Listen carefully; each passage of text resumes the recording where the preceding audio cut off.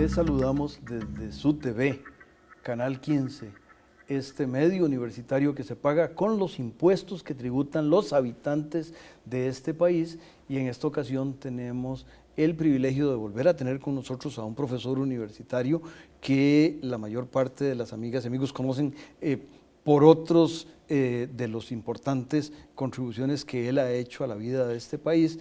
Tenemos a don Otón Solís, quien estará con nosotros una vez que el canal le dé a las amigas y amigos un mensaje que tiene para ustedes. Regresamos.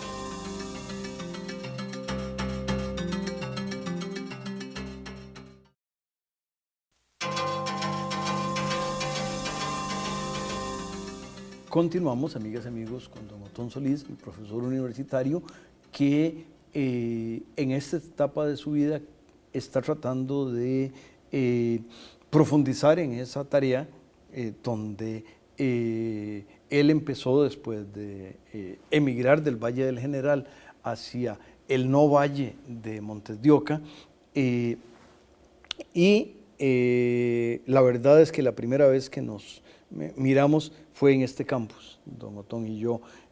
Yo era un previejo que me marchaba y él era un joven que llegaba, y ahora somos, y me da muchísimo gusto, somos compañeros en la Escuela de Economía, pero no vamos a hablar de eso, no vamos a hablar directamente de otras de las dimensiones de don Otón, sino un poco como alguien que ha estado reflexionando sobre cómo reconstruir, cómo rearmar, cómo relanzar este país, y quien ha tenido, me parece a mí, un diálogo muy serio, muy constructivo, muy con la patria primero, con la mandataria doña Laura, y ahora que ella le ha pedido a un grupo de notables costarricenses que pensaran sobre el país y algunas de estas cosas, pues me parece a mí oportuno preguntarle a don Otón cuál es su visión de tanto de las propuestas en general como de las consecuencias para el país de adoptar algunas de las medidas. Por favor, don Otón. Gracias. Yo creo que Costa Rica se ha debatido por 25 años, desde inicios de los 80, en relación con el tema del modelo de desarrollo. Quienes hemos estado tratando de influir o participado en el debate sobre las políticas públicas, hemos estado en una controversia, más Estado, menos Estado, y eso ha sido aquí y en el mundo. Y hoy en día la controversia en Europa y en Estados Unidos para salir de la crisis tiene mucho que ver con eso. Pero desde hace algún tiempo, yo por lo menos creo que el cuello de botella al desarrollo nacional no es que el modelo, por ejemplo, que yo quisiera existiera, el modelo económico y social, no existe, ese no es el cuello de botella. Para mí, más importante que todo es la eficiencia en dos aspectos de la cosa pública, en la toma de decisiones. O sea, me refiero a la lentitud o rapidez con que se toman las decisiones estratégicas del país, y en segundo lugar, la eficiencia en la ejecución. La lentitud o rapidez con que se ejecutan las decisiones tomadas, con que una vez que se decide hacer una carretera, ¿cuánto se tarda para que se ejecute?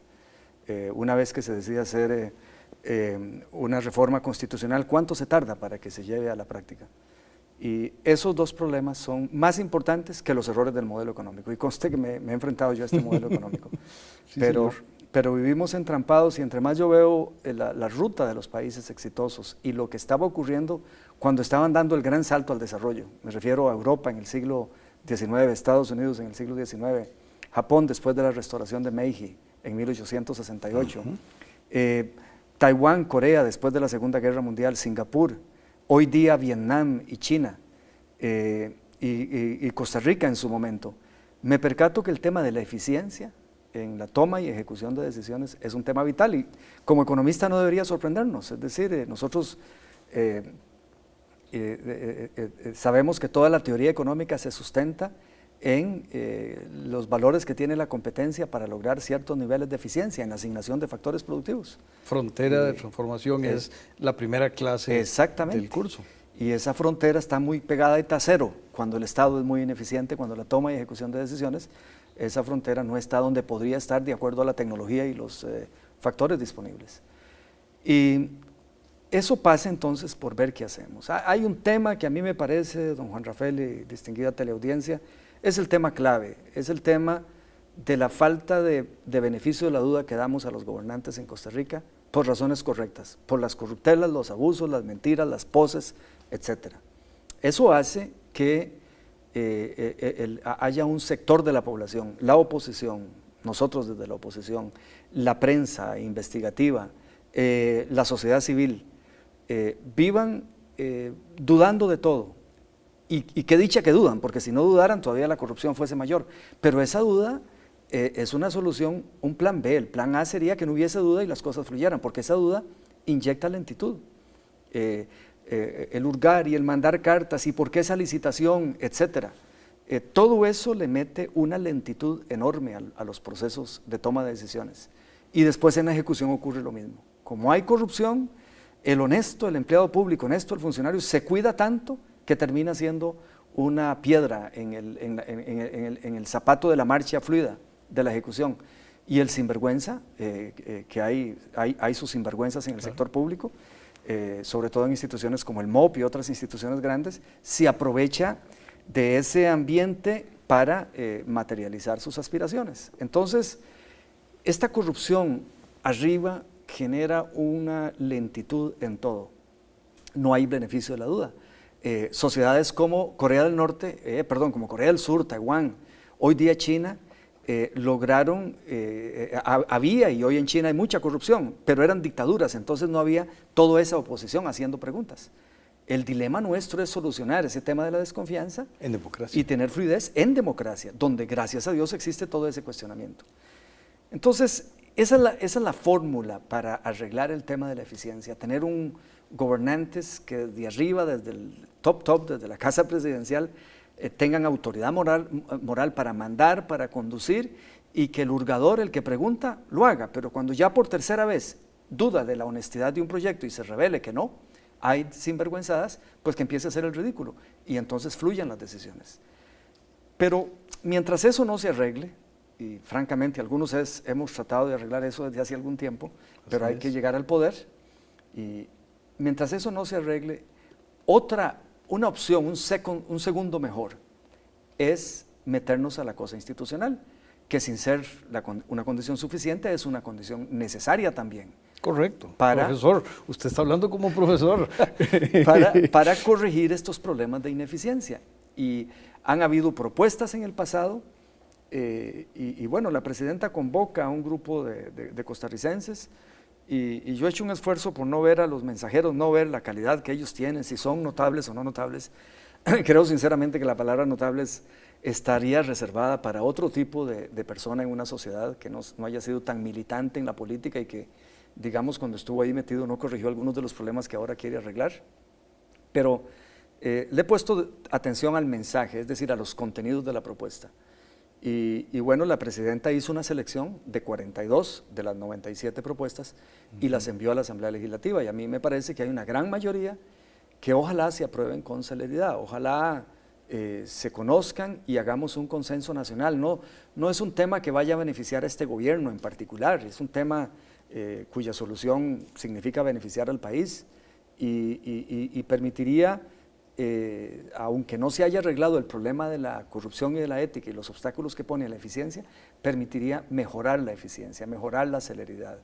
Y en ese sentido yo realmente quisiera que toda la gente que estamos en la oposición y nos molesta lo que hace Liberación y lo hace el gobierno, toda la gente que quiere que el país marche, nos quitáramos como los colores políticos y analizáramos esto como debe hacerse siempre, en frío, y si es justo o no es justo. ¿Es justo que hay que arreglar el reglamento legislativo o no? Se vale que en una democracia, donde las mayorías, excepto cuando son por consenso, son las que tienen que decidir, no puedan decidir, porque hay posibilidades en el reglamento legislativo de que se detengan los procesos indefinidamente y tengamos nosotros una lentitud enorme.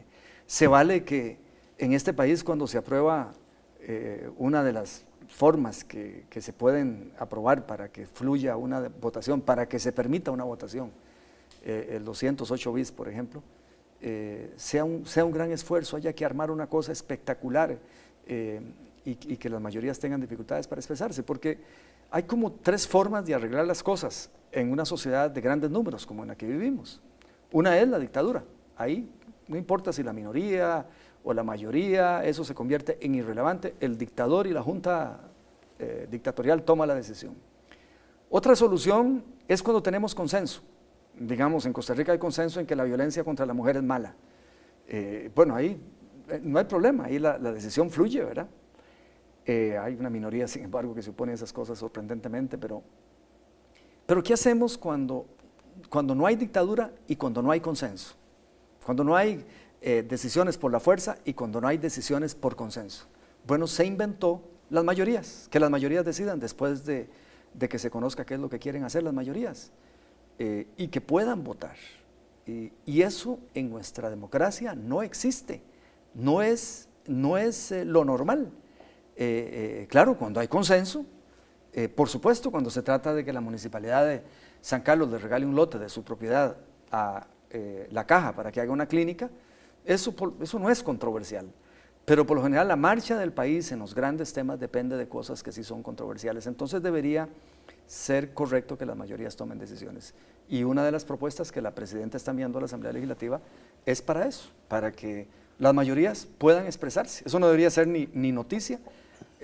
Y bueno, hay otra serie de propuestas y no sé, don Juan Rafael, ¿por dónde quiere que marchemos? Usted es el experto. No. Yo soy un profesor sucho de tercera en una universidad. Ya quisiera ayer tener yo el currículum académico suyo, ¿qué es eso? Y es que tal vez aquí podemos destacar varias cosas.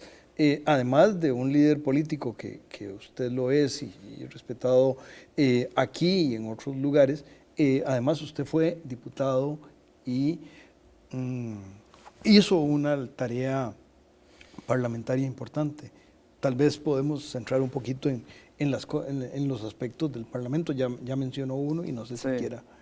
Sí, fui diputado, don Juan Rafael, y nunca se me ocurrió, digamos, yo me opuse vehementemente a algunas leyes, por ejemplo, el segundo, el PAE 2, el Programa de Ajuste Estructural que se votó cuando yo era diputado, y hablé 20 minutos para explicar por qué no me parecía. Presenté algunas mociones, pero no presenté así 1000 mociones o 2000 para impedir que las mayorías se expresaran. Debo decirle que ese día cuando yo regresé a mi oficina después de las 7 de la noche, que era cuando terminaba el Parlamento, lloré por Costa Rica y porque después de que en la campaña Figueres y Liberación habían dicho que no, yo cuando eso estaba en Liberación, a los 6 meses dicen que sí. Y me pareció triste por el país, tanto porque no he creído y no creo en ese neoliberalismo, sino también porque la traición a los electores. Pero no se me ocurrió hacer lo que me aconsejó alguna gente, que presentara mociones o que hiciera todo lo posible para que la mayoría no se expresara. O sea, porque se agregan 2 males a uno. Cuando usted hace todo lo que pueda para que la mayoría no se exprese, es que cree que tiene la verdad. Esa persona tiene vocación de dictador. Cuando usted presenta mociones para que la mayoría no se exprese, usted no es dictador porque tal vez no hay un ejército aquí, o no tiene usted el liderazgo o el poder para tomar el poder por la fuerza e impedir que las mayorías se expresen. Yo oigo aquí gente, digamos, progresista y gente de la ultraderecha, es decir, gente del movimiento libertario y gente de la izquierda, hablando de la dictadura en democracia de Óscar Arias, y merece Óscar Arias que se le critique por esa actitud que tuvo. Pero ¿en qué se diferencia eso de aquellos que cuando ven que la mayoría no va en la dirección que a ellos les parece correcta, entonces usan trucos reglamentarios para impedir que esas mayorías se expresen? Dios guarde tuviesen el poder que estos tipos como Óscar Arias han tenido, porque se toman el poder todo por la fuerza. Y sin embargo tienen el tupé de criticar allá a los dictadores y aquí comportarse con esa vocación de dictador. Y siempre he creído el que solo aprueba un plan fiscal si hasta la última coma está de acuerdo con lo que él cree. Bueno, hágase una dictadura. En la dictadura Pinochet no tenía que pedirle permiso a nadie. Hágase una dictadura y usted redacta y el que se opone le mete un balazo o lo tira en la boca de un volcán o lo sube en un helicóptero y lo deja caer al mar. Con ese mensaje, don Otón, vamos a pedirle al canal que no deje caer al mar ni a la boca de un volcán a nadie, pero que les dé un mensaje a las amigas y amigas y nosotros regresamos.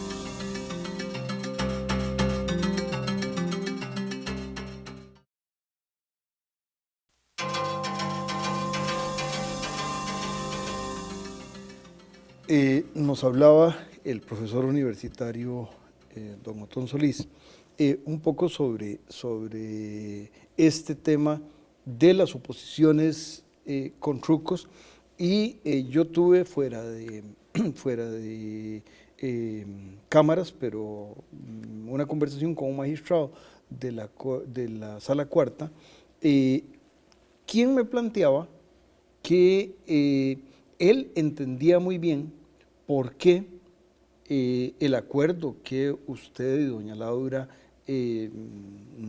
plantearon sobre la reforma fiscal tenía toda la razón de ser aprobado.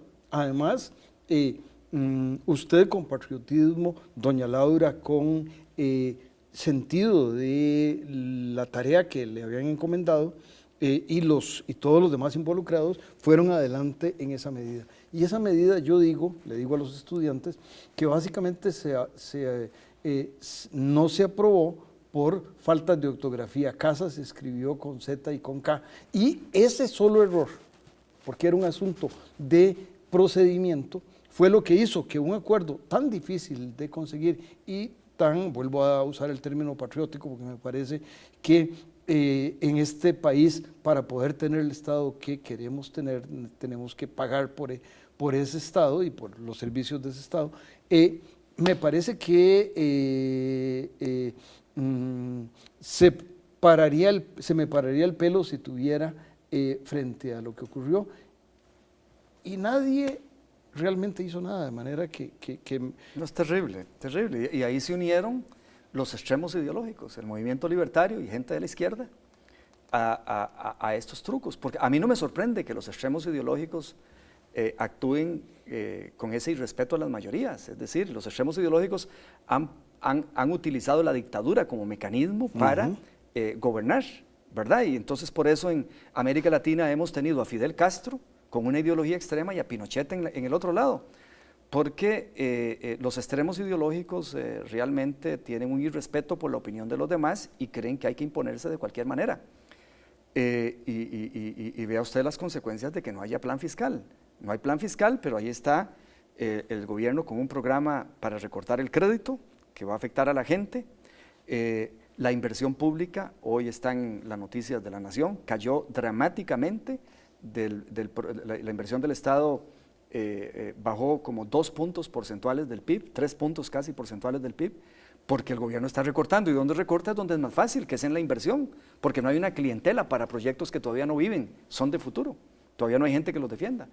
Y está con un programa para corregir el problema del empleo público, para reducir también la carga que significa los salarios y los complementos salariales para las finanzas públicas. O sea, no hay déficit fiscal y tampoco hay crisis todavía. Yo lo escribí, la crisis no se expresaría, o sea, este gobierno puede salir adelante sin una crisis inflacionaria terrible, pero la deuda pública va creciendo y eventualmente eso se manifestará en la crisis. Mientras tanto, la otra fórmula que está utilizando el Estado, el gobierno de Costa Rica, para que no haya crisis, es entrarle al presupuesto de inversión pública, o sea, entrarle al crédito para la producción y entrarle a el régimen de empleo público para reducir el gasto de la planilla. Y todo el acuerdo difícil, un acuerdo nacional, no fue un acuerdo en que participara el Fondo Monetario Internacional ni nadie, en que habían medidas extraordinarias como darle garantía al Banco Popular para que compita con la banca privada, ponerle impuestos a carros caros, a salarios de más de 4 millones de colones, poner impuestos a la gente que tiene depósitos en el extranjero, agregar rentas para acumular las alícuotas correspondientes del impuesto de la renta, poner impuestos a las empresas de zonas francas, en fin, una serie de medidas progresistas, 260 y resto de productos de la canasta básica exonerados, y diputados con una, me parece a mí una cosa rarísima, que para hacerle malo al gobierno de doña Laura, que es el gobierno de Costa Rica y que además casi no iba a recibir nada de sus impuestos, recurrieron a una serie de trucos reglamentarios que una sala cuarta también guiada por la opinión pública y no por la Constitución, y como la opinión pública, algunos periodistas cuyo salario es como de 7 millones de colones mensuales iban a verse afectados y se dedicaron a hacer una propaganda enorme contra el plan fiscal, y la opinión pública se volcó contra el plan fiscal. Yo lo defendería y lo defiendo y creo que debe ser parte de la plataforma de cualquier partido político serio que quiera hablar en serio de mantener y mejorar los servicios públicos en Costa Rica, evitando inflación y sobreendeudamiento externo. Tiene que en esta campaña proponer un plan fiscal. Todos estos candidatos demagógicos, algunos de los cuales obstaculizaron el plan fiscal, yo voy a ver cómo es que van a realizar la tarea de recuperar la equidad en Costa Rica, donde se ha deteriorado tanto, a punta de trucos, a punta de posponer las decisiones duras que hay que tomar. Bueno, eso tiene que ver con las decisiones estas de los notables que están en la Asamblea Legislativa. Yo quisiera que la población y sobre todo la gente progresista, la gente que cree en las mayorías, debería ser fanática de la aprobación de un reglamento legislativo que, permitiendo la discusión, haya fecha límite para votar las cosas. Porque yo comprendo que las élites económicas se opongan a que las mayorías se expresen, porque las élites económicas tienen otros mecanismos para influir. Son ellas mismas las que gobiernan o con las platas de contribuciones de campaña influyen, o influyen en los medios de comunicación, o los medios de comunicación son expresión de sus intereses y sus aspiraciones. Pero lo único que tiene la masa, el único día, el único instante en una democracia, en una sociedad, en que el más pobre pesa igual que el más rico, es en el acto del voto. Entonces la mayoría de la gente es pobre o de clase media para abajo. Oponerse a que las mayorías se expresen es oponerse a que ese grupo, que solo tiene esa herramienta y no otras herramientas para escoger el tipo de país, no tengan posibilidades de influirlo. Ese es el principio, es decir, quienes en la Asamblea Legislativa utilizan el reglamento para obstruir y ahora se opondrían a las reformas del reglamento para que esas reformas les impidan obstruir, están en la práctica diciendo que las mayorías es mejor que no se expresen, porque ellos en su minoría y en su sabiduría, en su platonismo, sofistas, escogidos, son los que saben qué son las decisiones que hay que tomar y las mayorías no tienen capacidades. Y bueno, a mí me sorprende que ese tipo de gente, reitero, de los extremos, pero digamos de la gente progresista, los que creemos en una sociedad un poquito más justa, están cuestionando lo que pasa en sociedades como las del ALBA. Es decir, si en Venezuela o en Bolivia o en Ecuador, donde siempre han habido oposición, pero minoritaria a los partidos del ALBA que ahí están gobernando, si hubiesen tenido las herramientas que tiene el reglamento legislativo de Costa Rica, ni Chávez, ni Correa, ni Morales hubiesen podido poner en práctica y pasar por las asambleas legislativas las reformas que han pasado, nos gusten o no nos gusten. Pero con un reglamento legislativo como el TICO, ahí no se hubiese hecho ninguna transformación. Y yo supongo que entre más de izquierda sea alguien, más le gustan esas transformaciones. Entonces, ¿cómo es que aquí, solo imagínese, don Juan Rafael, si ganamos en la oposición y queremos, por ejemplo, pasar legislación para que todo lo que se puede producir en Costa Rica se produzca aquí y no se importe, es decir, para parar esta apertura comercial agrícola, para tener autoabastecimiento alimentario y que los agricultores costarricenses nos alimenten. Y ganamos mayoría, y la oposición progresista ganamos y tenemos 40 diputados, pero ahí quedan 17 diputados que podrían utilizar el reglamento actual e impedir que esa decisión avance. O si queremos pasar legislación para quitar algunos excesos que se aprobaron en la agenda de implementación que no son parte del TLC, pero van a haber diputados de Liberación que van a impedirlo. O si queremos poner impuestos progresivos, otra vez un impuestito a las zonas francas, como el que teníamos en el plan fiscal, hay una minoría, se va a oponer. Es decir, cuando uno se opone a que se reforme el reglamento para que las mayorías se expresen, está confesando que le gusta más ser minoría de oposición y tener alguna herramienta para impedir que las mayorías se expresen y que no aspira a gobernar y a que ganemos una mayoría en este país y podamos tomar las decisiones para transformar y, por ejemplo, yo creo que hay que, con todas las denuncias que ha hecho este héroe nacional, Roberto Mora, sobre la evasión de las cuotas de la Caja de la Seguridad Social, hay que pasar legislación durísima para el evasor. Pero hay las minorías que defienden a esos intereses que no pagan cuotas de la Seguridad Social, lo van a impedir. Y yo creo que es el momento, estos meses antes de las próximas elecciones, con la esperanza de que ganemos, para tener autoridad moral, por si no se han aprobado las reformas, mostrar un total apoyo a ellas, para decirle a Liberación en el próximo gobierno y a las minorías que se van a oponer a que se modifique el reglamento para contar con esas herramientas y inspirar e impedir que una sociedad más progresista se pueda poner en práctica. Para decirles, miren, nosotros les apoyamos la reforma al reglamento, no es ahora porque estamos en mayoría que lo queremos. Y entonces yo creo que es urgente y por eso me apresuré y le he dicho a gente de la oposición, por favor, no nos programemos a hacer oposición toda la vida, no nos programemos a estar en minoría, con optimismo enfrentemos un futuro mejor para esa visión progresista de la sociedad y que podamos tomar las decisiones que hay que tomar y aprovechemos estos meses de este gobierno para aprobar un reglamento. Una agilización del reglamento en nada va a beneficiar a este gobierno. Va a beneficiar al país, pero si estamos hablando de que quien está en el gobierno se beneficia, va a ser el próximo gobierno. Bueno, yo quiero ser optimista y creer que tenemos posibilidades de sacar a esa corruptela y ese desastre de gobierno que es Liberación y tener un reglamento que nos permita hacer transformaciones de fondo y no ir a administrar este marco legal en que nos ha metido una ideología neoliberal, protectora de la corrupción en que hemos vivido en las últimas décadas. Más allá del tema legislativo, en un minuto, si hay algún tema que nos quiere... Claro, hay propuestas que la Presidenta está enviando a la Asamblea Legislativa para eliminar juntas directivas. Eso es una vagabundería, los directivos ganan un platal, hay directivas que aquí se ganan el directivo 3 millones y resto por mes y no tienen ni que estudiar nada porque finalmente el Presidente Ejecutivo es el que decida. Otra propuesta para eliminar la ley del 4.3, que a mí me gusta mucho. Otra para... en algunos casos tener una Contraloría ex post, que sea después de las decisiones y que se analiza si hubo corrupción y que hayan penas bien fuertes para la corrupción.